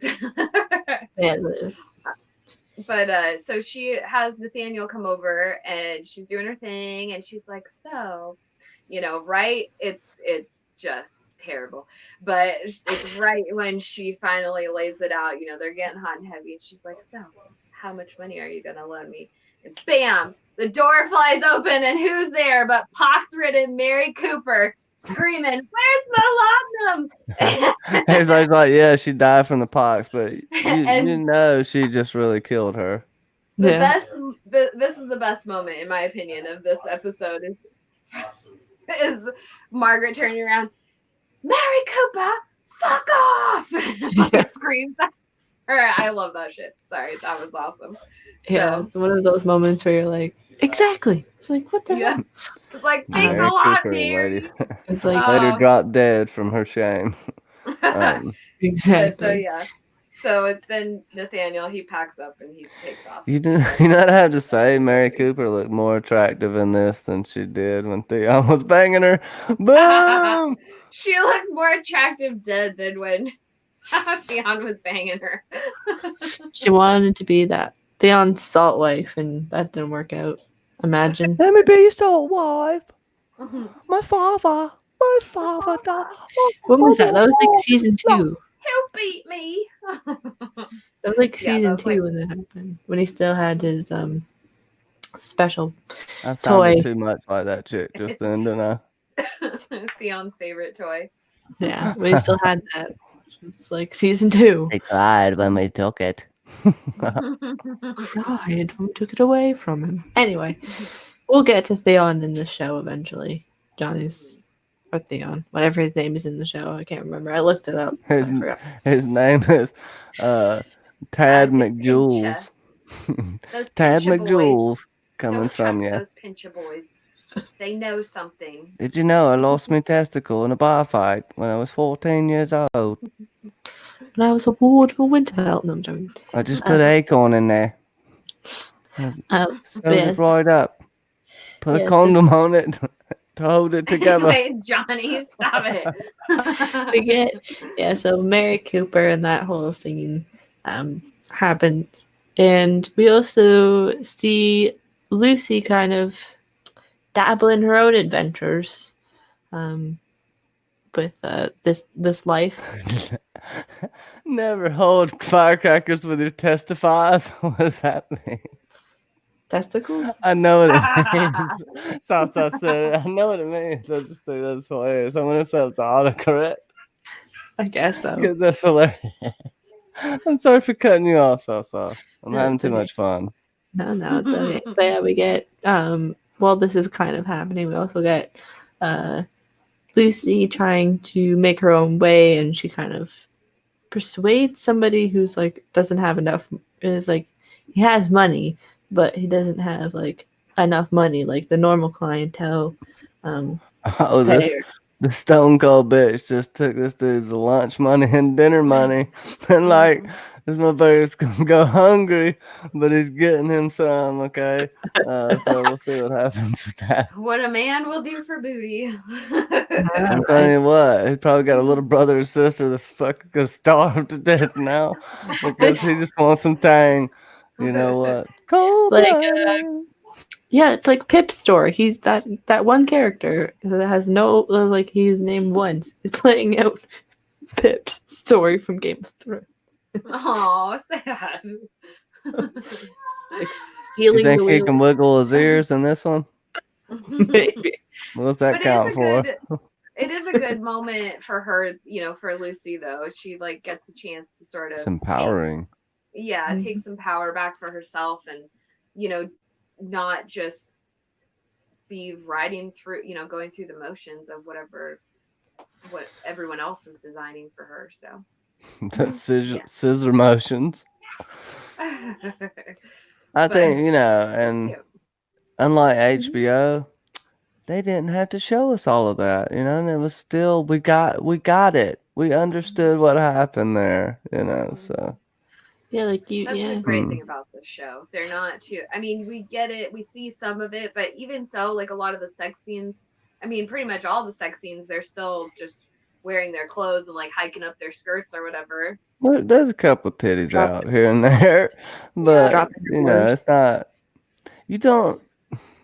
I guess I'm not complaining, but it's just been really oversaturated with sex scenes and TV shows now. It's like any new TV show that's supposed to be a hit has a sex scene within the first 5-10 minutes of the first episode. Always, always. Think about it. Think of good TV shows that have come out lately, and think about how quickly was there a sex scene in that TV show. Yes, sex is part of it, but is graphic nudity and sex scenes, does that have to be part of it? Does softcore porn really need to be in cinema? Because it didn't, I don't think it affects the story that much, other than you might get a Except little for more maybe, blood pumping to your nether region. except for maybe this show. Like this show, it's understandable when they get like right to that part, but like their other ones, it just doesn't Mm. make much sense. But here they still kind of defy it a little bit. There's not like a legitimate sex scene, and the one that is awkward, and it's needed to be shown to convey something, to convey how fucked up that experience is for her, but to also convey who that person really is, who God dang it, Howard the Duck. Howard the Duck really Yeah. is as a human being. That's a really good point, Johnny, that they don't use the sex scenes to like they're not typically using them to create like a romantic or sexual vibe. They do it more to create a realistic vibe or to kind of paint like a horrific picture. It's almost like the bad sides of it, which but yeah, in a more like enlightening sense. I don't know, that's kind of an interesting point. Yeah, I didn't and notice that, but it's true. that's like as far as we are going into this story today. There's not really many scenes that have sex position where it's like where there's a lot of explaining going on while the act is happening. I thought you Yeah. said sex positions, but They show a few of those. Well, they do have some of those, but it's like sex and exposition, so they Mm. mush the words together. and Um, like, not everybody's good at sex, and that's conveyed here. There's a lot of fucking just well, yeah, weird dudes trying to bang, thinking they're the bee's knees, bro. They say, "Oh yeah, I'm really getting this." Reminds me of the Chappelle with the wrap it up box. Have you ever felt this in your life? Yeah, the wrap it up bee. Like fucking. They just. I don't know. It's more realistic than every. Cause think about Game of Thrones. Everybody, pretty much for the most part, you ever seen having sex, it was just like a fucking perfect porno. Ding, ding, ding, ding. Pound, pound, pound. I don't know. There are literally like the sex scenes in Game of Thrones and stuff. I fast forward through them, even though like the sex position thing happens a lot in Game of Thrones. There's a lot of valuable information going on, but like I don't want to see that like while I'm watching this. I don't know. It's sometimes Danny. over the top. So it is nice that they, make it in it's a lighter, well, But either lighter or like more traumatic situation in the show. Although I did like when Fanny's like smelling her armpit while she's getting banged because she's like somebody made the comment in the book or whatever. yeah, yeah, and like especially with Game of Thrones when they off the hop, ta, um, already made poor decisions in terms of how sex is going to be portrayed, especially with one person's character. And we all know who that is. If you're a book person, um, that happened. So yeah, it's like Game of Thrones. It was graphic, more to be graphic, and like Julianne said, it's more truthful than We it all is need a to give Danny fantasy. some encouragement in life. I just need to say that, if you He's got practice all those 3. 3 positions well, like you'll be the master of the universe, bro. I got your back. 3 is better than Hey, just if you ever need training videos, let me know. Oh, this has got weird. Don't PM me, Danny. I feel dirty now. I don't know what just happened. I don't even know either. But speaking of awkward sex scenes, we have Charlotte Don't leave and me, Danny. Howard talking about his time with her sister. Oh, and yeah, we have the awkward time with the sister, and then that eventually leads to them having some time to themselves. I mean, I'm not surprised. And then the fact that he referred to his, as a serpent or as a snake, whatever it was just like, really? I'm like, I The get it because you snake. can only, I guess, because they only can say a certain amount of words for the show, like legally, like how on Strange Things they're only allowed to say a certain amount of swear words per season. So it's like, I guess they have to make names for certain body parts that aren't. So, Interesting. I did not know that. yeah, like What's up, mother fluffer? yeah, like when they like a couple times in Strange Things, they say like hell or like stuff like that. They can only say it every other or like only a couple times per season um, to keep the certain rating for the show. Well, good. So, Let's get creative with our words. More Hell yeah, power I to want to these see a few writers. more tallywhackers. These HBO freaking writers need something to strive towards. Make them work, oh right? my god, Julian, wee wee and hoo hoos. Our hoo hoo dillies and the woman's cha cha, Yeah. or I some want to see tenders. more rigatoni. But like, Oh. Let's get oh coin purses back in fashion. Jesus. But yeah, we get that whole scene where they're talking about like, oh, she wasn't like, he's upplaying, but also downplaying his like actual experience with Lucy, um, and somehow that turns her Yeah, he on. impaled her. That's what he told Lucy to tell everybody. Yeah. I impaled you like the stallion I am. With all 2.5 inches, I impaled the deep insides of you, and you will tell everyone. Yeah. That's literally basically what he said. Even if that sounded really creepy, but Is it? he's got 2 inches of thunder. But yeah, like that just sounds like wrong to say like if it's people asking, it's like I got impaled. It's like, what? But I don't know. Julian said it's called a turtleneck. Oh my god.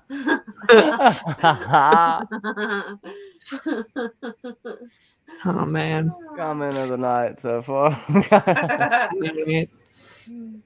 With Danny McKay being like a close second.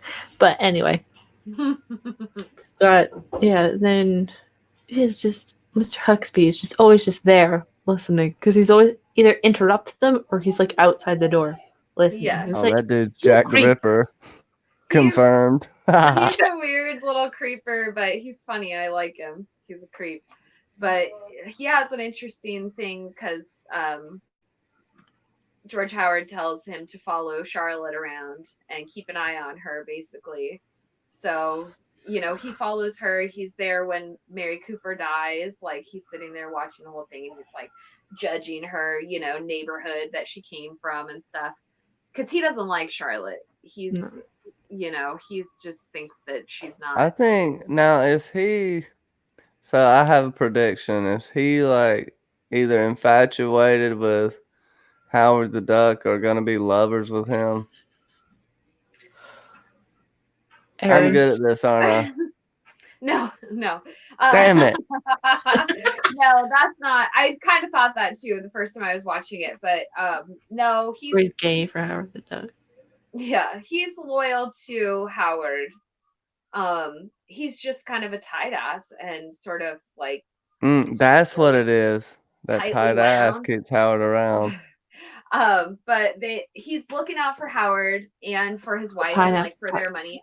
I think I think they say later that his family's been working for their either George's family or his wife's family for like a really, really long time. Like his father did it and his grandfather, they were all kind of were their helpers or whatever. So Yeah. you know, he takes his position seriously, even though he's really kind of a bitch, unfortunately. But yeah, Howard sends him out to follow Charlotte around and kind of see what she's doing. And so he's up there like saying prayers for Mary, like when she dies. And then yeah, he's just he goes with, so they do Mary's funeral. I don't know if I'm jumping ahead. Yeah, we can talk about it. It's fine. Oh, it's all good. So Mary dies.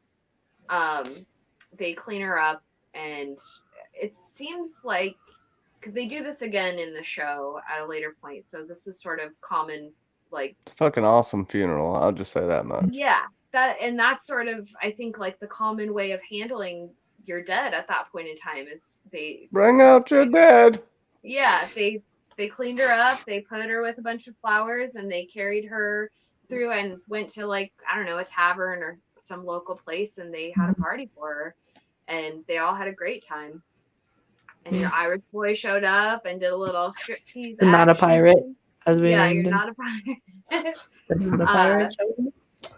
And that was really funny, actually, because that's where, you know, Haxby, so I love that scene. So Charlotte's like, you know, all the girls are like tucking money into what's his face's pants or whatever they're doing. I don't remember how. Yeah, he's like on the table. And, yeah, and they're like unbuttoning his pants for him and stuff. And Charlotte says, Haxby, give him some money or something. She calls her, Haxby, give him money. And he's like, I will not. You're drunk. And he like grabs her and they leave. And, you know, Irish boy's like watching. You can tell he's like, you know, concerned, but he's laughing. He's like, yeah, I'm paying attention. Oh, before that, he goes up to her and talks about all of in the water, all the fish under the water and how they sparkle, and each one's unique in its own way. It's really romantic, about makes her cry. You know, this guy is a man in my own heart. I think I'd have Sweet sex talking. with him. With the amount of sweet talking about fish, you know. Hey, you know, the cunny's a treasure all its own, I guess. Is that where we're going with this? This has kind of been a theme of the night, so why not? I'll just keep going with it. But no, it was really, really good. I like when she threw up in Haxby's hat too. She filled that damn thing up. She got drunk. She got shit faced. She got college girl drunk. But she did handle herself well. She comported herself very well. So Haxby gets mad and like takes her outside, and the next thing you see is she's grabbing his hat and just pukes in it. She goes, "Here's your hat," and she walks off. She just, you know, dusts it's herself so off. gross. And she's There's blood in it. He just dumps the barf out like. It's like, I have to get this cleaned now. I love dude, her, you're not like, gonna just get a new hat, bro. She's a pro at this shit, you know. She's done the puke and rally once or twice. It's one of those things where, like, that scene, it was like that whole accompaniment of scenes was one of those things where it's like, yeah, this is how they deal with it, and it's like a good way instead of being like all solemn and such. And yeah, the fact that the Harlots were being the ones that were like cheering on the wannabe, basically, and it was like quite a funny scene. And just like Huxley's just sitting in the corner, like, don't do anything. Yeah. When originally, when I first watched this, was like she was gonna try and get him to get up on the there too, and I'd be like, he's like, no, it's like the old man, no. And I really did like it. I guess you'd kind of almost call it awake.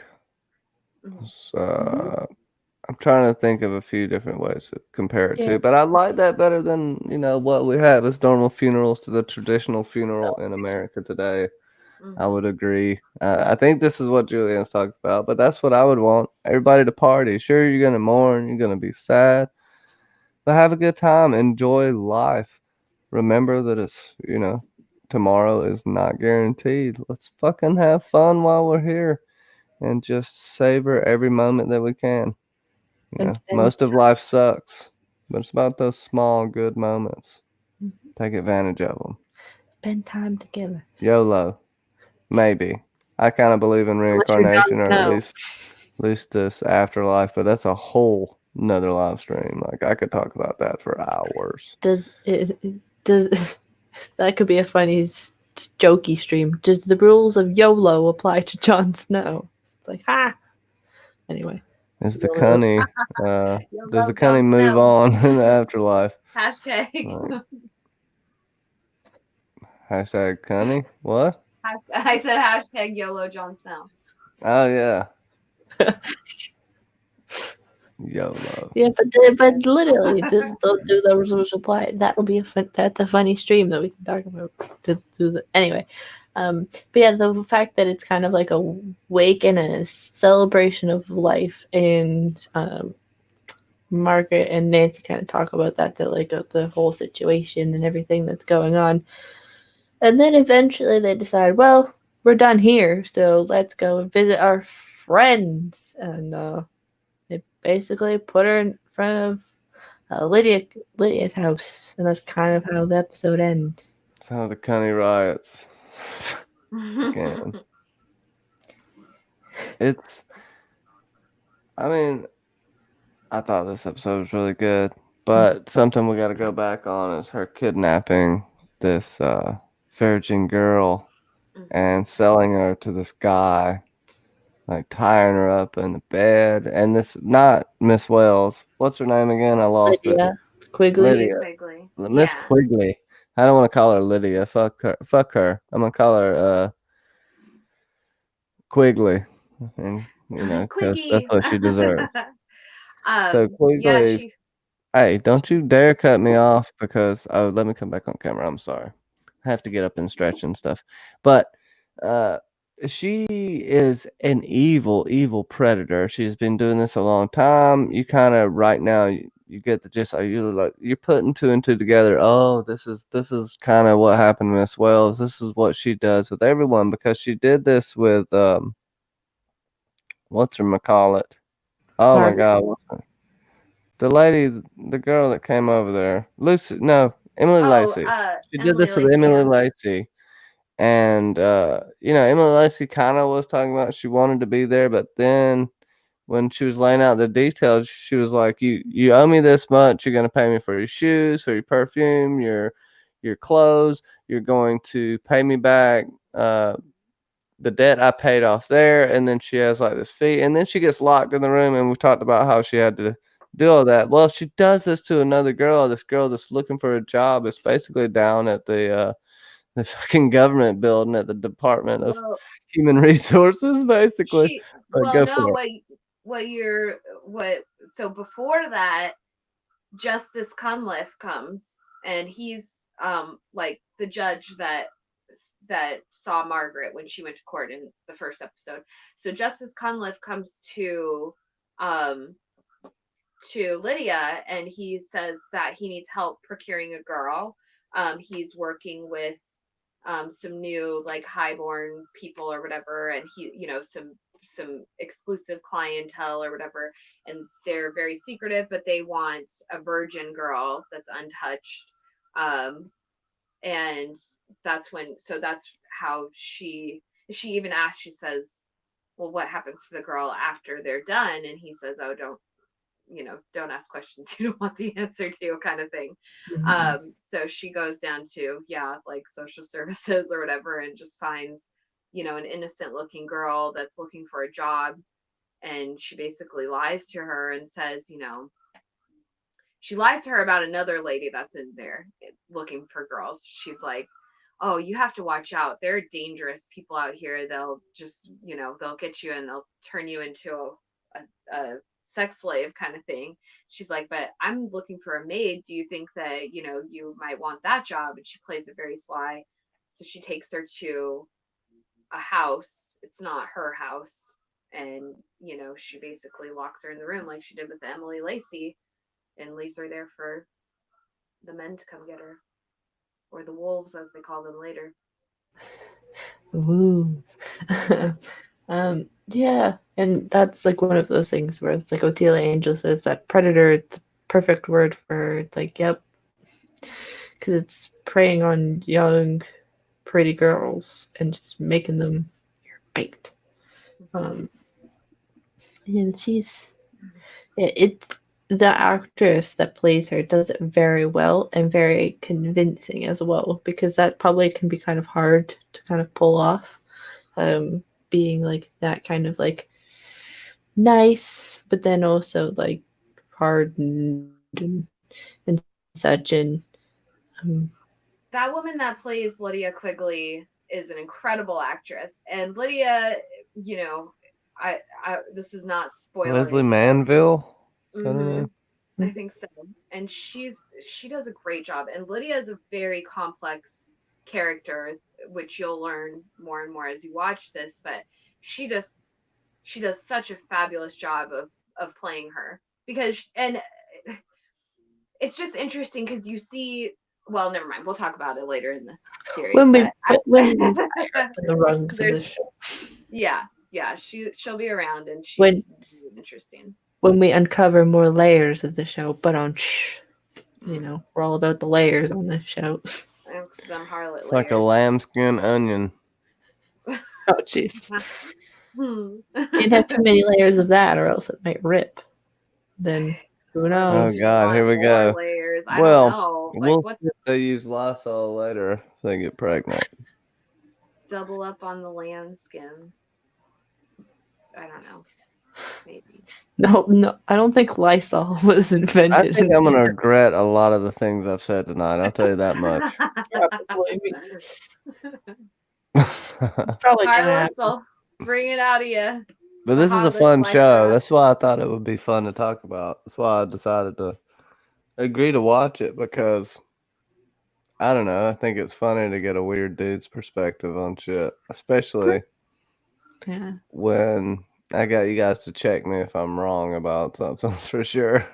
Kind of helps. Yeah, plus also this show is so like... That's not where you put it, Johnny. Hashtag extreme regret. No, I'm joking. I know where to put it. Now you're really pulling out your Jon Snow. But you don't have to say Donnie. Like... But anyway, this show, because it kind of is different than the shows that we've done in the past. Because we had talked about, I think a while ago, about doing more girly, quote unquote, shows. So we'll do this, and then we'll probably end up doing Outlander, even though the new season's coming out in February.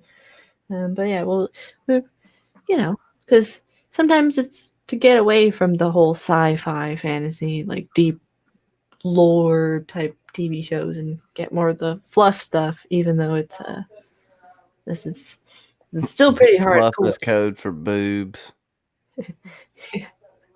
Or what was it in Tudor England? Duckies. The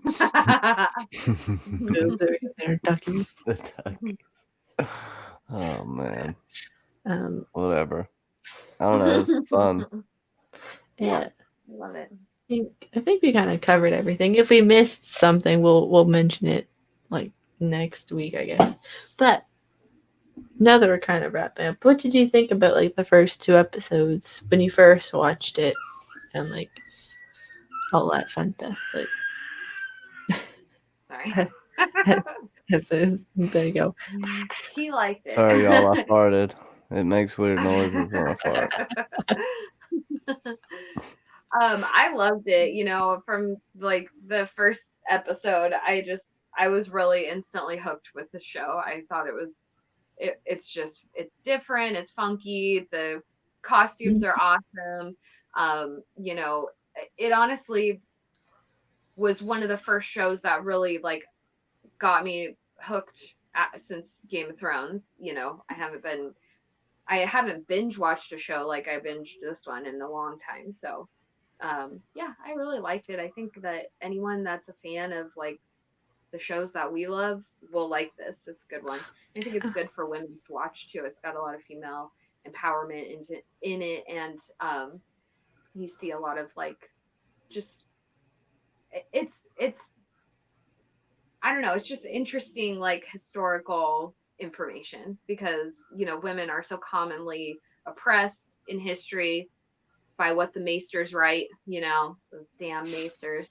Gray rats. Y'all are all witches. I mean, shit. History has shown us that y'all are all witches, and that Oh, witches. if We're you're witches and harlots. if you're heavier than a duck, if you're lighter than a duck, you're a witch. And because witches float and ducks float, so Wood just floats. equate the math. Don't worry about it. Lancelot figured it out. I know Sir Galahad figured it out a long time ago. This is old history. This is science. This is just. But I think it's. I wouldn't say it's good for dudes. It just depends. It's a good period piece for me.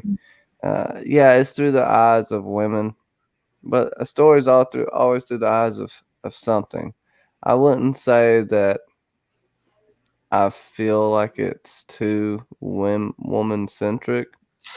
Yeah. In a sense that I don't know, it's not overtly slapping me in the face saying, you know what, all dudes suck. Because no, it's not that. It's a complex, good story, and you may or may not like it. I'm just a weird guy, and I think it'd be fun to talk about. And I did find it a lot better than I thought it was going to be. So yeah, like this show, like I said, it doesn't have like it doesn't have the deep lore that you have to like read up on and know every single character and histories and blah blah blah, or know a lot too much about the backstory to understand what's going on. It's got fluff in it, like in terms of like it just being like about these women, but then it's also you get deeper issues, obviously, as you move along and what's going on with this. And yeah, it's a like I said, kind of it's like a good show to kind of have like while we have a break in terms of, and it's James Franco. Hi, Franco.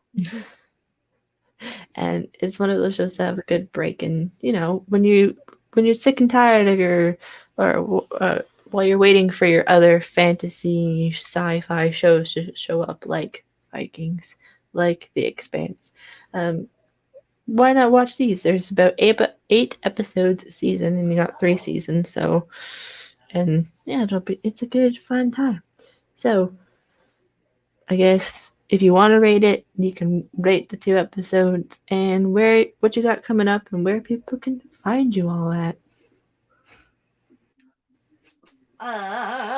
For me, I just did a Megor video, so you guys should go check that out on my channel, Braavosi Broadcast.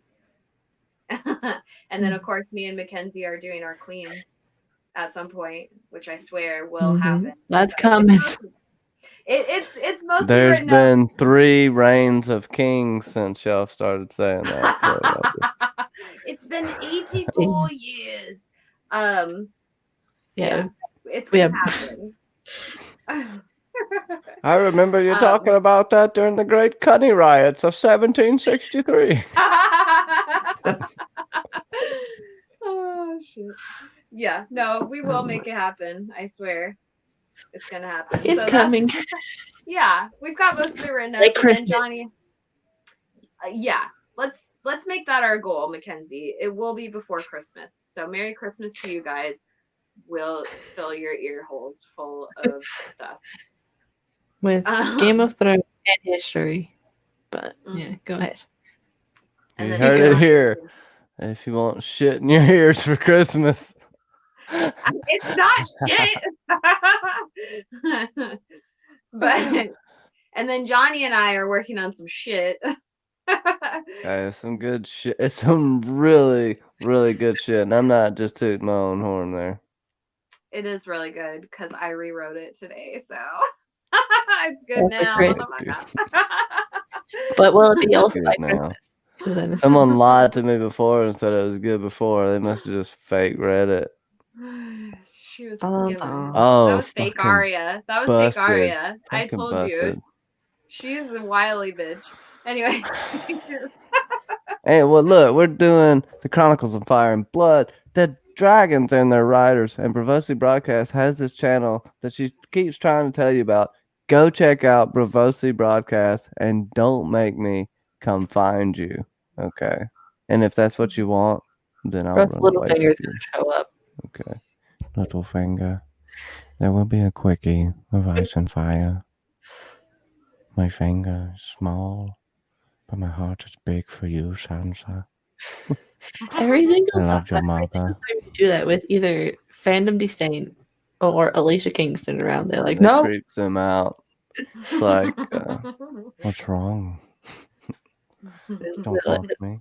AK, stop it, young. Whatever. What was I saying? Where Anyways. people can find you and what you got coming up next, and if you want to rate shut it. up. Yeah, who are you, you strange person? My name is Johnny Be Crazy, and my YouTube channel is House of the Conqueror. Yes, we will be conquering things, everything from Vikings, and hey, there's a new show announcement for a Viking spinoff Wings. that I'll be talking about in a stream on my channel later, and then probably with Justin Thomas at some point on his gay channel. But we'll talk about that. And you know, the Chronicles of Fire and Blood are going to be fantastic, as I've said. I also got a couple theory videos coming out. I'm not going to really put a name to them yet. Y'all just wait, just check it out. Yeah, there's just a lot of stuff, and I feel like we should do it and get to it. And I'll stop naming projects I'm gonna do because I have so much on my plate already. Y'all just gotta check it out. Katrin C, from my point of view, we did a Sansa, the perceptions of and expectations of women in Westeros. That will be premiering Friday at 2 p.m. Eastern at the old Nooners time, and that'll be a nice premiere podcast. That was really good from Katrin. And you guys are going to love her voice if you haven't checked out her channel already. So you're going to want to see that. And yeah, that's about it for now. But lots of stuff going on. You're going to have fun. And Peter Griffin, I'll tell you what, don't make me giga to you. I want to see you dressed up like Miss Wales, Peter Griffin. That's what I want to see. We've seen what happens when Peter Griffin's milkshake brings all the boys to Oh, the God. You see what Peter said? The split screen had half of my face and half of Mackenzie's face aligned perfectly at one time, and to make one person, I gotta go back and look at that. Dark Mother, I love you. We've become one person. Yes. And Johnny, you do too much. Dark Mother is right. We've got some stuff coming out on Patreon too, but you should go check out Sasa's Patreon. Otila Angel being very biased with the links right now. I just had to throw that out there, Otila. Shame is the center. Shame her into. I know who loves Better me. stop. You better stop putting out that evil person's link. Anyway. Yeah, so okay, she's not evil, I swear. You guys should go watch my Magor video though if you haven't watched it. Follow the long one. Mm-hmm. So but it's a good one. Yes, I did take about 2-week break, 1 week because my internet wasn't working for like 4 days. And then the other time maple syrup got in the internet in Canada. Y'all didn't hear about that. And then the other time just scheduling didn't work. But I'm happy to be back with the live streams. Yeah, we should be next week, barring anything happening. We should be covering episodes 3 and 4. A Derriere debate will come up at some point because we've got 'Cause we got a few more people to check off our list, including some book characters. We got going on. We gotta finally hear Johnny's Maester Flamin story about how he has the best butt for that round. If you haven't, You want to ask that is literal fire? Well, you tune in for Maester Flamin's origin story of how he became the best ass in Westeros. How Now, Maester Flamin became the song of ass and fire. yes, yes. Like blackberry rum, and 87. so we got that to look forward to. Right now, it hasn't changed. I don't think because no one's voted in a long time. But right now, I think Sansa won round 4. Derriere debates over Marjorie Tyrell and Khal Drogo and a bunch of other people that I can't remember. I right think now. you just made a bunch of fake accounts and voted for Sansa. Sure, I was all of our friends on Facebook. Busted. Sure, it was all of our friends on Facebook. Anyway, yeah, we should be back next week with that, and their debate should be back soon because school's wrapping up for me, so I'll have more free time. But if you want to go to my Patreon, that's where right now we have 2 women in Westeros makeup videos. We have Purple Danny makeup, which I have to refilm for the main channel, and then Marjorie Tyrell. So in that I asked the patrons, but you can into another thing about how I might change up the format for that. But speaking of the patrons, we have Bobbi Catalano, Dark Mother, Nancy T, Katrin C, and what was it? I was counting again. I was doing the certain order. Bobbi Catalano, Catherine Harvey, Nancy T, Dark Mother, Katrin C, and the podcasthat.com, that family of podcasts, also known as Luke, Ben, Abby, Melissa, Glenn, and Ben. And they cover Stephen King, Harry Potter, and many, many more. And I think they're even starting more as of January, so go check out them because, you know. I bet they're just throwing shit around everywhere. Yeah, they make so many podcasts. It's like, what else can you make a podcast about? But go check them as well. And any last words about Harlots season 1, episodes 1 and 2 before we let these fine people go? Nope, just the right amount of dick. And the riots. The pineapples. Yeah. Always, hey y'all, remember to lube your pineapples. Yeah. That's like the big key. Remember to throw your pineapples at your manservant. But yes, Sansa forever. You know, hashtag Queen in the North. Hashtag no more Donnie. We should try to make like one face one day. Like everybody make one face. Come here. All right, hold on. There we go. There we go. This is weird. I can't. I'm leaning the wrong way. Okay. Wow. Yeah. Anyway.